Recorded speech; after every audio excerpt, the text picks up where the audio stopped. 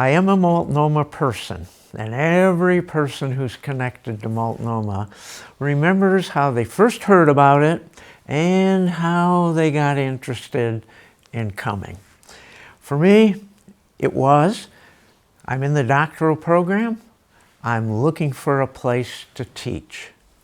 And indeed, a man by the name of Biancato from Africa is one of the students, and he says to me, do you want to come to Africa and help me start 2 seminaries, one in English and one in French?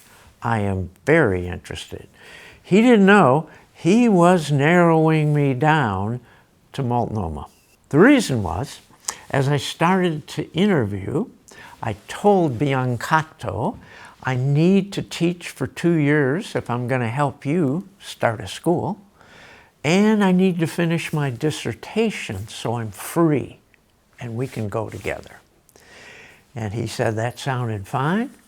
So then I started the process of looking for a school, and I made the decision that I would tell them up front that even if this really works out well, I'm going to be gone in 2 years. I'm leaving to go with Biancato, helping him to start a seminary.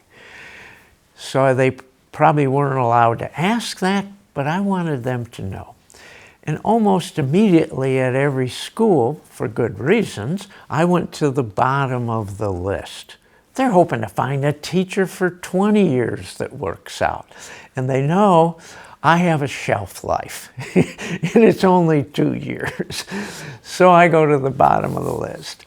Multnomah calls up connections from Dallas Seminary of a teacher who was there who wanted nothing more than to teach at Multnomah. So he's there, connects them to me, and they fly me in.